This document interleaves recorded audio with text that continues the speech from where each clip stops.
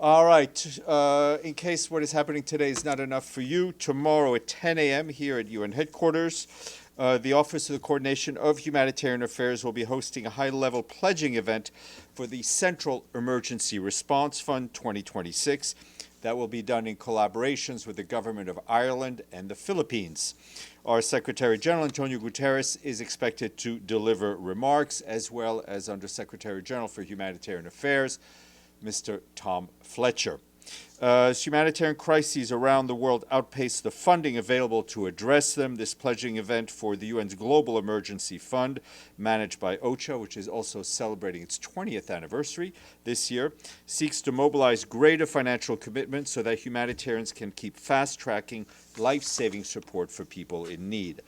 Looking back to 2025, SURF allocated more than 311 million United States dollars to enable a humanitarian action in over 30 countries and territories, including Gaza after the ceasefire, and for people fleeing violence in the Darfur region of Sudan.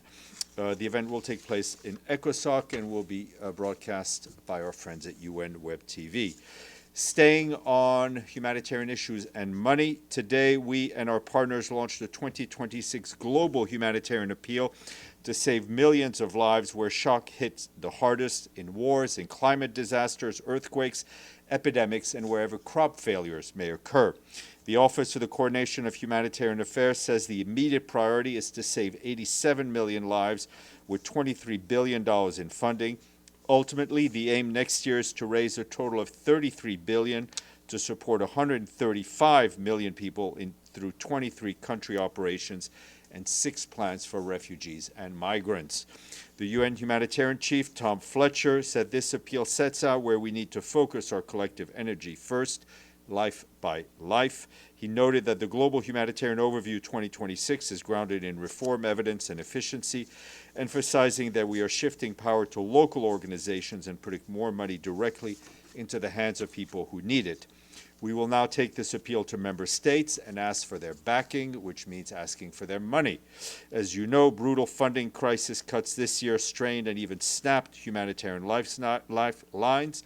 The funding received so far for the 2025 appeal, which comes to an end in a few weeks, is $12 billion, was the lowest in the decades, with humanitarians reaching 25 million fewer people than in 2024. Turning to the situation in Jerusalem, as you may have seen early this morning, Israeli police, accompanied by municipal officials, forcibly entered a United Nations compound used by UNRWA in East Jerusalem. Police motorcycles as well as trucks and forklifts were brought in, and all communications were cut. Furniture, IT equipment, and other property was seized, and the UN flag was pulled down and replaced by the Israeli flag. In reaction to this event, I can tell you that the Secretary General strongly condemns the unauthorized entry into the United Nations Sheikh Jarrah compound held by UNRWA, located in occupied East Jerusalem by Israeli authorities. This compound remains United Nations premises and is inviolable and immune from any other form of interference. As recently confirmed by the International Court of Justice, any executive, administrative, judicial, or legislative action against United Nations property and assets is prohibited by the Convention on Privileges and Immunities of the United Nations. The Secretary General urges Israel to immediately take all necessary steps to help restore, preserve, and uphold the inviolability of UNRWA premises and refrain from taking any further action with regard to UNRWA premises, in line with Israel's obligations under the Charter of the UN and its other obligations under international law, including those concerning privileges and immunities of the United Nations. That statement is being shared with you as we speak. Turning to the situation on the ground in Gaza, the Office for the Coordination of Humanitarian Affairs tells us that conditions remain dire and the needs far outpace the humanitarian community's ability to respond, given the persistent impediments we continue to face.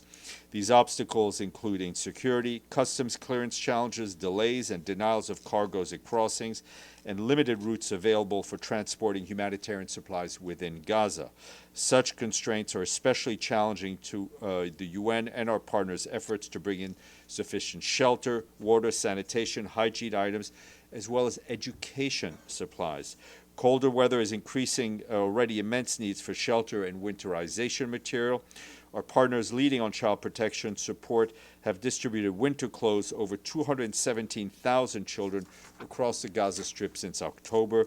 In the ongoing efforts to restore access to health care, 30 partners organizations are now providing services in northern Gaza, nearly double the number prior to the ceasefire.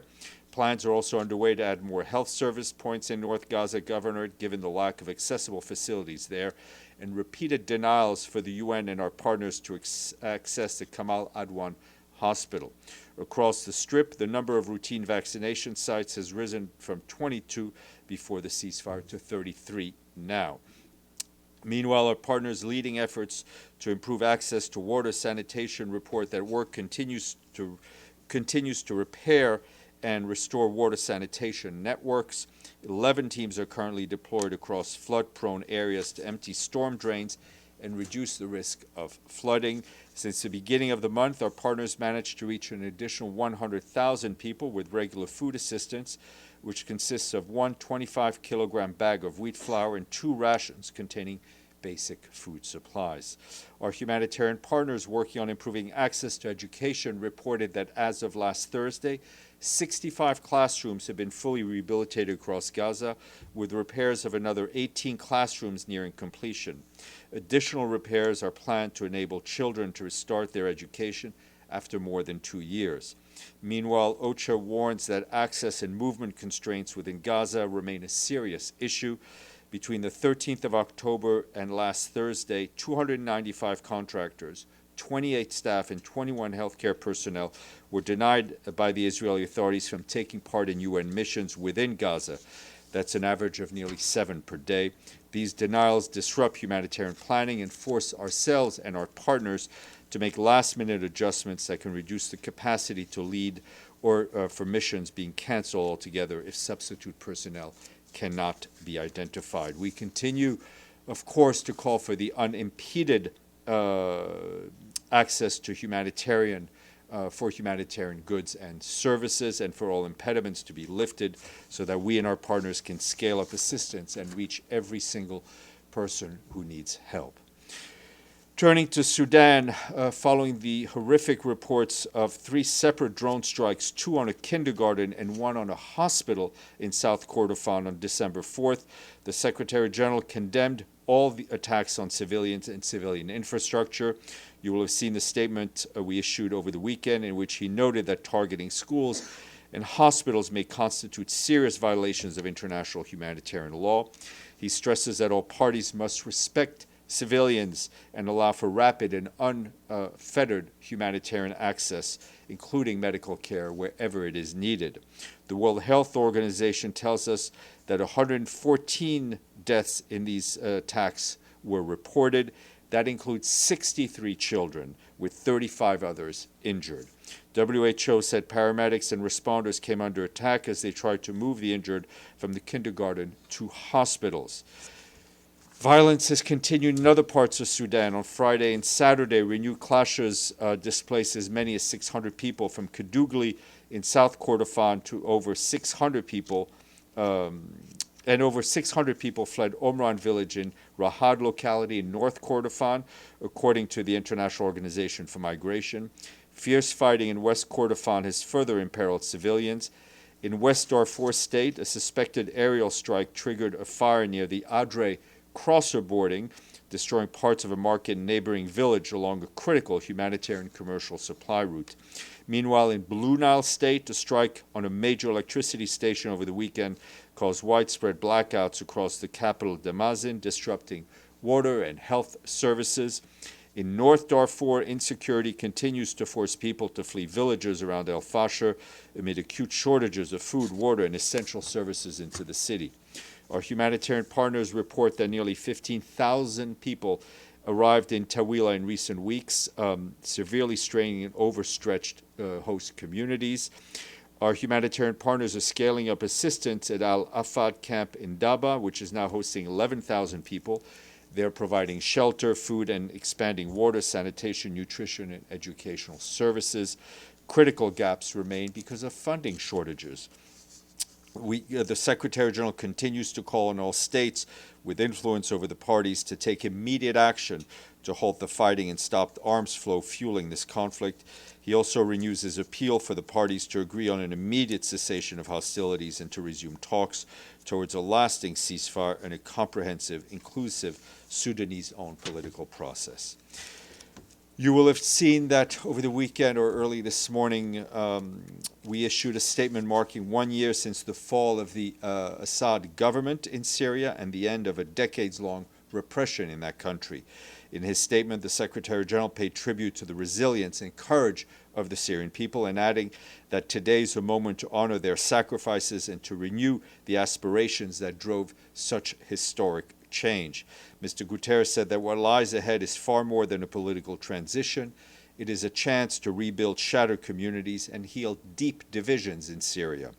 A future in which every Syrian, regardless of their ethnicity, their religion, gender, or political affiliation, can live in security, inequality, and in dignity. The Secretary General reaffirms our commitment to working with Syrians to make this transition a success, and he calls on the international community to stand firmly behind this Syrian-led and Syrian-owned transition. Working with the Syrian people will be our new Deputy Special Envoy for Syria. Today, the Secretary General appointed Mr. Claudio Cordone of Italy as his new Deputy Special Envoy for Syria. Mr. Cordone will start on January 1st, 2026, and he succeeds Najat Roshdi of Morocco, to whom the Secretary General is grateful for her dedication, her hard work, and leadership during pivotal moments of the UN's effort to support the political transition process in Syria. Mr. Cordone brings over 40 years of experience in international relations, international human rights, and humanitarian law. He's been serving as the Deputy Special Representative for Political Affairs and Electoral Assistance with UNAMI, the UN's political mission in Iraq. He also oversaw our efforts to address the fate of missing persons from 1990 to 91 in the Gulf War. He's also worked for UNRWA in Lebanon, and he's a good guy. Part of the challenges that will come up in Syria are immense. Forced displacement was among the deep wounds inflicted by this conflict, and return is critical to end years of suffering and ensure stabilization. Our colleagues at the UN Refugee Agency say that a year on, over 3 million refugees and displaced Syrians have returned to their homes. UNHCR is working to improve conditions for returnees. Around 4.5 million Syrian refugees remain in neighboring countries, most living below the poverty line. They need continued support, as do the countries who are generously hosting these population of refugees. UNHCR is calling for increased donor support close to this critical funding gap, with $1.5 billion 2025 appeal only 33% funded. Turning north to Ukraine, where our colleagues from the Office of the Coordination of Humanitarian Affairs warned that in recent days, an alarming pattern of intensifying hostilities in frontline areas and persistent attacks on critical civilian infrastructure has continued across Ukraine, resulting in more power outages and disruptions to vital services nationwide. Between Friday and the early hours of this morning, authorities report over 100 civilian casualties, including nearly 20 deaths. 2 children were reportedly killed and several more were injured. In the regions of Sumy, Kharkiv, Donetsk, and Zaporizhzhia have been hit the hardest. Ukraine's energy ministry is also reporting new attacks over the weekend on critical facilities in at least 8 regions in the north, in the east, and the south of Ukraine. These strikes caused emergency outages and prolonged duration of scheduled power cuts nationwide. Apart from electricity, heating and water supplies were also interrupted in Chernihiv and Kremenchuk, as well as other parts of the regions of Chernihiv and Poltava. In Kherson City, our friends at the World Health Organization report that an attack on Thursday damaged and disrupted water and gas supply to a maternity ward. Hostilities are also causing widespread damage to homes and civilian infrastructure. In Kyiv, an attack on Fastiv town destroyed a railway station. In the wake of these attacks, we and our partners have continued to provide emergency aid, winter-related assistance. Yet these latest developments raise concerns about the worsening humanitarian situation in Ukraine as colder weather sets in. During the latest trip to Sunni and Chernihiv regions, our humanitarian colleagues reported a growing need for generators, fuel, and other winter-related supply. Moving to the African continent, and most specifically in the DRC, our colleagues at OCHA tell us that fighting is continuing to intensify in South Kivu province, particularly around the localities of Kamanyola, Luvungi, and Katogota. Our humanitarian partners tell us that more than 200,000 people have been displaced across the province since December 2nd. Over 70 people, mostly civilians, have been killed. More than 80 others have been injured since the violence escalated. Displaced families have fled with no belongings and are now contending with overcrowded shelters, heightened risks of gender-based violence, outbreaks of cholera, measles, and limited access to health care, partly due to an ongoing nurses' strike in the area. Civilians have also crossed into Burundi to escape the fighting. Shelling was reported in the town of Rugombo in the province of, in the northwest of Burundi, raising concerns about the conflict spilling over more into Burundian territory. UNHCR in Burundi says that some 3,000 people are currently living in difficult and precarious conditions at the Sishimir Transit Center, far exceeding its intended capacity. The National Office for the Protection of Refugees and Stateless Persons in Burundi is calling for urgent action, particularly in the areas of food, health, water, sanitation, and hygiene. OCHA is closely coordinating with local authorities and partners to prepare for and support a potential response. We reiterate yet again our urgent call on all parties to the conflict to uphold their obligations under international humanitarian law and ensure the protection of civilians and civilian infrastructure. Humanitarian access must be guaranteed so that life-saving assistance can reach those in need. We also need additional money to scale up the response. The humanitarian response plan for the DRC is only 22% funded, with only $562 million received out of $2.5 billion needed. Also, you will have seen that yesterday evening we issued a statement in which the Secretary General expressed his deep concern about the attempt to unconstitutionally seize power in the country of Benin. The Secretary General unequivocally condemns any attempt to undermine democratic governance in Benin, which could also further threaten the stability of the region, calling for full respect of the international law and constitution, full respect of the rule of law and the constitution.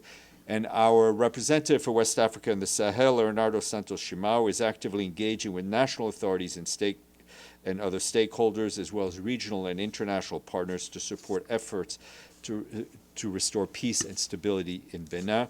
He reaffirmed our commitment to supporting national and regional institutions and safeguarding constitutional order in the country and across Benin, across the region. To this end, he's also working with ECOWAS and the African Union to promote a regional approach. Lastly, I should have included in DRC that our friends at UNICEF are telling us that the DRC is facing the worst cholera outbreak in the past 25 years. Over 64,000 cases have been recorded since the beginning of the year, including nearly 1,900 deaths. That's 1 in 4 people. And 1 in 4 people impacted is a child. UNICEF is working across multiple sectors to prevent and respond to the disease and requires about $6 million next year to ensure that cholera rapid response mechanism is properly funded. Deji. Follow up on the raid of UNRWA premises in Jerusalem. What's the condition now? Has the municipality still occupied the premises, or they left? No, they're continuing to occupy. And if you'll recall, our personnel vacated the compound at the beginning of 2025, which in no way alters the legal status of this compound. So, according to Israel, UNRWA owned about 3.5 million US dollars in unpaid tax and interest. Is that theory accepted by the No. UN? It is not applicable under the general conventions that cover the relationship between the United Nations and member states. So, which means this is actually a violation of international law. This That would action. be a correct interpretation by you. Okay. Another issue is we know that there are conflicts occurred last weekend, during the weekend, and even today between Cambodia and Thailand. What is the reaction from the Secretary General on the latest development? Look, we're very concerned about these latest developments. We've seen the reports of airstrikes and mobilization of heavy equipment around the border. It's important that both Thailand and Cambodia do whatever they can to de-escalate and to return to the framework that was signed in Kuala Lumpur just a few months ago, on October 26. They need to use that mechanism to engage in dialogue and find ways again to lower the tension. And we, of course, stand ready to support all efforts at promoting peace, stability, and developments in the region. Sorry, Pam, then Amélie. That's all right. It's a long, cold weekend. The protective shield around Chernobyl was damaged earlier this year, but the IAEA just put out a statement because of a Russian drone strike. That compounds the strikes against Zaporizhia. What is your sense of nuclear fallout danger in the Well, I mean, with the we are- war in Ukraine? We are in the hands of the IAEA for any scientific information. I think their statement was very clear. They have the mandate to deal with these nuclear issues, including, of course, especially, I mean, Chernobyl. We know the past history of Chernobyl. All of this is extremely, extremely worrying and should push the parties to ensure that nuclear facilities are protected in any way they can. Meaning the party should establish this, not the United Nations? Well, I mean, the IAEA has a mandate. What I'm Right. saying is the IAEA is not involved in the fighting. I'm saying that Right. it is important that the parties should do whatever they can to ensure that these facilities are kept safe. All right, thank you. And Under on the aegis of the IAEA, yes. And on Japan's earthquake and tsunami, are there UN? I didn't hear if you said. No, I mean, I saw the news report as I was coming in. I don't, obviously, few countries are as well prepared for earthquakes and tsunami than Japan. And of course, should the government need any support from the United Nations, we stand ready. Thank you. Madame AFP. Thanks, Steph. Just a follow-up on Syria and the nomination of the deputy envoy. Did I miss something, or the new envoy has not been No, you did not nominated? miss, no. Okay. Unless I missed it too, yeah. Has Geir Petersen stopped working as the special envoy? He's still working. I think I have to get the exact date of when he stops, but it's very soon. In which case, then there'll be an officer in charge named. Yes. Go ahead. Yes, sorry. Go ahead, Kirsten. Just a point of clarification for me. I thought I heard you say that the goal for OCHA next year is to raise 33 billion, and I thought Fletcher said it was 23 billion. I just wanted to verify that. And also, you said that in 2025, 12 billion has been raised so far, and that I wasn't sure if you said it was the lowest in the decade or in decades. Let plural. me go back. I will go back to my notes in a moment. But otherwise, everything's on the OCHA website, so I would trust them more than I would trust me. Okay. Namo, please. Yes, thank you, Stéphane. Just on the global humanitarian overview, which came out today, when you compare this to the report that came out in 2016, 10 years ago, at the time, around 95 million people needed humanitarian assistance around the world. Today, that number has more than doubled to 230 million. My question is whether there is something more fundamentally wrong with the way we approach the issue, humanitarian delivery and that, or, I mean, what does the UN believe must change beyond scaling up funding? Thank you. Well, If we are to ever reverse we this need trend. to do two things. Our colleagues at OCHA are focused on helping all of those in need, right? It's costing a lot of money. The better investment would be to invest in dealing with the root causes of that is forcing people to move, that is putting people in the crosshairs of civil wars. Address climate issues, address human rights issues, address governance issues. And that is a more cost-efficient way of doing things. And of course, beyond the cost efficiency, it would stop people from suffering in the first place. Islam, and go ahead. Thank you, Stéphane. I asked a question last week about 8 and 10 years old kids Yeah. who were killed by Israeli fire while they were collecting firewood. Yeah. And according to the reports and local sources, this weekend, Sunday, 3 years old girl whose name is Ahid El-Bayouk is killed by Israeli fire, direct fire, in El Mawasi, which is designated area as a safe zone by Israeli military.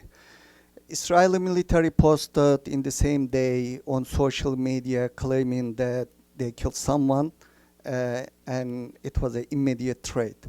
The question is, this pattern, what's your comment on this pattern, if not past 2 years since the October 10th, that killing, if this violate the ceasefire, if not, what would be your comment Islam, on that? I have not seen the particular report you mentioned, but what I can tell you is that there can never be an excuse or a pretext for a 3-year-old girl to be killed. And every civilian that has been killed deserves justice and accountability. And if I may follow up, another question about the humanitarian aids. It's going to be almost 2 months, as far as you state every day that the impediment and the bureaucracy is still going on, still not enough humanitarian aid reaching to Gaza. Do you, as a UN, do you report this to the, have you ever reported officially to the related UN parts, even the ceasefire parts about this? I mean, these are issues that we address every day with our Israeli counterparts.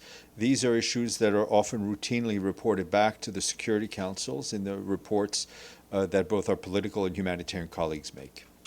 Minlu. So I have a follow-up regarding the aid appeal cut. Both you and OCHA used the word brutal cut. May I ask which country or regional programs were downgraded the most? We saw cuts across the board. We saw public cuts made by the United States. We saw cuts, also significant cuts made by a number of European countries. Anything online? Yes, Iftikhar, go ahead. And myself also. Okay, and Abdelhamid after. Go ahead, Iftikhar. You're muted, sir. All right. Iftikhar, I cannot hear you. Let's go to Abdelhamid while you fix your microphone. Go ahead, Abdelhamid. Oh, thank you, Steph. Do you think that the Israeli attack on UNRWA's headquarters in Jerusalem today raising the Israeli flag instead of the UN flag came as a response to the extension of UNRWA's mandate in the GA last Friday. Listen, that is a question you yourself have to answer. I have no insight into people's thinking except for ourselves. But why the statement issued by Lazzarini and did not condemn that, flagrantly condemning what happened? Just talking about it rather than I think you using heard the word the Secretary General's statement, and the Secretary General being, and I would hate to use that word, the supreme authority over the UN Secretariat. I think we've made the UN's position pretty clear. The other day, today also, there was 2 Palestinians killed in the city of Qalqilia. Are you aware of this? I have not seen those. I have not seen those reports. All right, Iftikhar, let's try you again.